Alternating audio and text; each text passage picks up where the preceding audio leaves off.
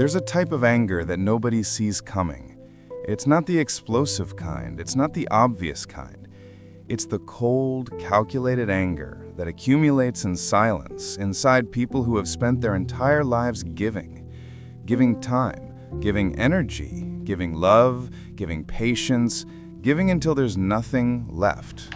And then one day, without warning, grab me a water while you're something up. breaks, and everyone is shocked. But she was always so generous. He was always so patient. I never imagined she could walk away like that. But the truth is, nobody was paying attention. Nobody noticed the signs. Nobody noticed that the person who always gave never received anything back. Because there was a breaking point in every human being who gives too much. And when that point is reached, there's no going back. The person you knew simply disappears. And in their place emerges someone who has finally learned to say no. Let me explain how this begins. Usually in childhood. A child who learns early that love is not unconditional, that affection needs to be earned, that to be valued, they need to be useful. So they become the helpful child, the one who never complains, the one who always puts others first. And the adults around them praise this. What a mature boy. What a responsible girl. But nobody notices the price. Nobody sees that this child is learning a devastating lesson. My value lies in what I do for others, not in who I am.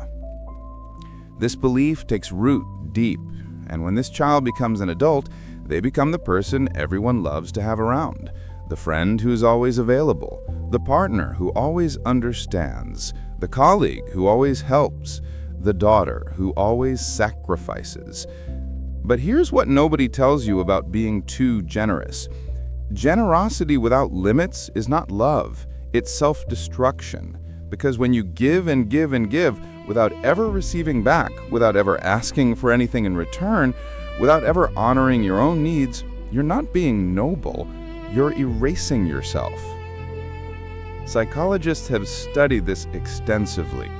There's a phenomenon called non-reciprocal altruism. It's when a person consistently gives more than they receive in relationships. And the data is clear.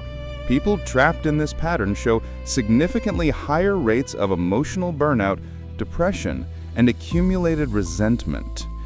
Because here's the brutal truth. Giving too much doesn't make you a saint. It makes you invisible. People get used to your generosity. They start to expect it. They start to demand it. And when you finally can't give, when you finally need something, they're confused, upset, even offended, as if you broke a contract you never signed. Let's talk about how this manifests, because it's not just about lending money or doing favors. It's much more subtle and much more destructive. In romantic relationships, you become the other person's emotional safe harbor. You listen, you soothe, you solve, you sustain. But when you have a bad day, when you need to vent, the conversation lasts 5 minutes before it goes back to their problems. And you accept it because you've already internalized that your needs are secondary. In friendships, you're always the one who calls first, who remembers birthdays, who organizes the gatherings, who shows up in crises.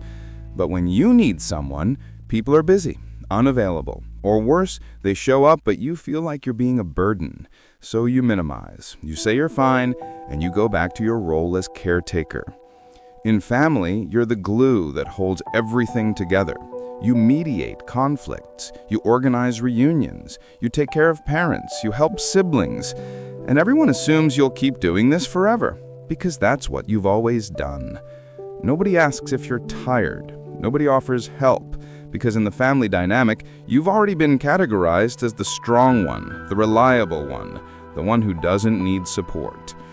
And at work, you're the person who always takes on one more project, who always stays late, who always covers for colleagues. And you think this will be recognized, that your dedication will be rewarded. But most of the time it's not. You just get more work, because people exploit those who don't know how to say no. And throughout all this time, something is happening inside you, something you ignore because you were trained to ignore it. Resentment. a dull anger that accumulates every time you give and don't receive, every time you erase yourself to accommodate someone, every time you swallow your needs to avoid bothering anyone. And here's what neuroscience has discovered. When you give compulsively, your brain releases dopamine and oxytocin, the hormones of pleasure and connection. It's addictive.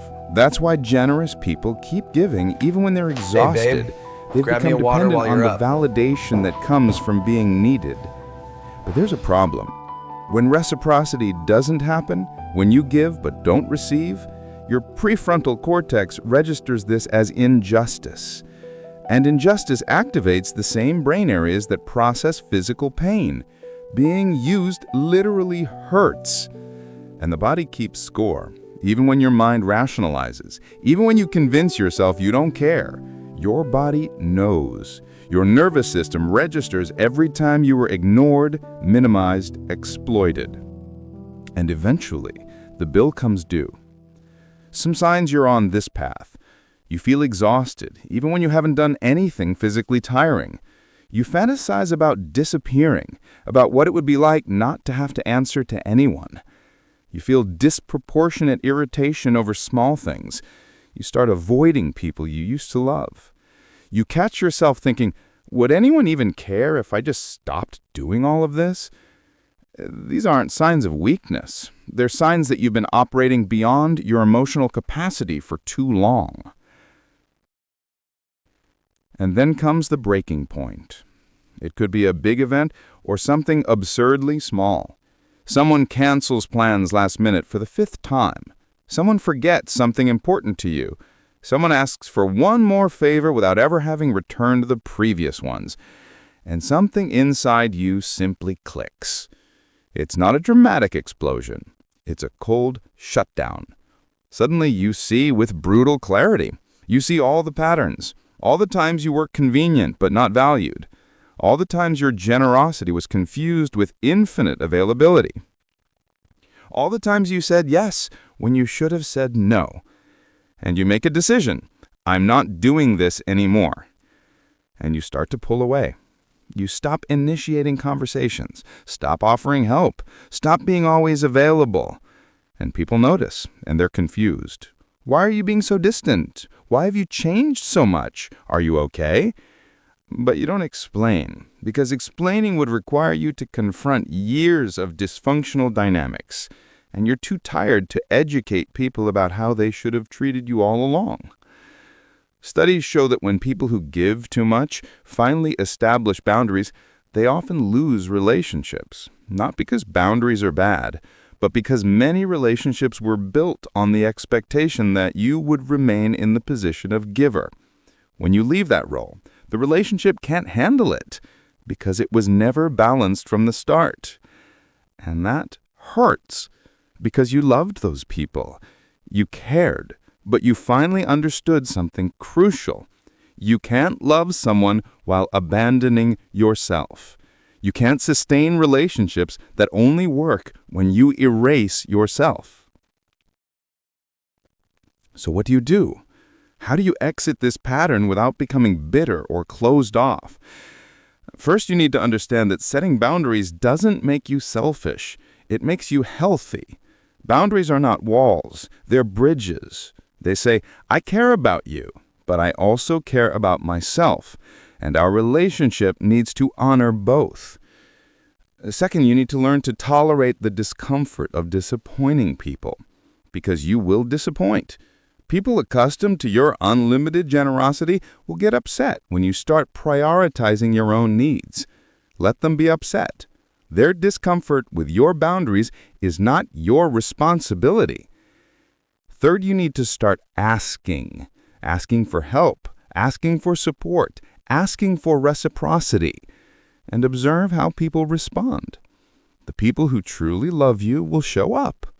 Those who only loved what you did for them will disappear, and that's valuable information. Fourth, you need to peace with your anger, because if you spent years giving too much, you have accumulated anger, and that's okay. Anger is a healthy emotion when processed correctly. It tells you your boundaries were violated. It gives you energy to change. Don't repress it. Feel it. Write about it. Talk to a therapist, but don't let it turn into bitterness. And fifth, you need to redefine your value. You are not valuable for what you do. You're valuable for who you are. You deserve love, connection, and care even when you're not giving anything in return. This is hard to believe when you've been conditioned to think otherwise, but it's true. Here's the beautiful part nobody tells you. When you stop giving too much, when you finally honor your own needs, something magical happens. You start attracting different people. People who understand reciprocity. People who want to give to you as much as receive from you. People who see you, not just what you can do for them. And your relationships become lighter, more honest, more balanced, because you're no longer performing generosity to earn love. You're simply being. And the people around you are simply being too. You also discover you have more energy, more peace, more joy, because you're no longer bleeding from 1,000 small cuts of unmet expectations. You're living within your emotional means, and that's sustainable. There's a quote that sums it all up. You can be a good person with a kind heart and still say no. It's not selfishness. It's self-preservation. It's honesty. It's health. So for you, the person who always gave too much, who sacrificed, who stayed silent, who put everyone first, here's your permission. You can stop. You can rest. You can receive. You can demand reciprocity. You can walk away from those who only seek you when they need something. And if that makes you selfish in someone's eyes, let them think that. Because their opinion of your boundaries is not more important than your own mental health. You are not an inexhaustible source. You're a human being with needs, limits, and the right to be cared for in the same way you care. And recognizing this is not anger. It's wisdom. It's growth. It's finally choosing yourself. And that choice, it doesn't make you less generous. It makes you genuinely generous. Because now you're giving from a place of abundance, not emptiness, from choice, not compulsion, from love, not fear. And that kind of generosity, that changes the world, starting with yours.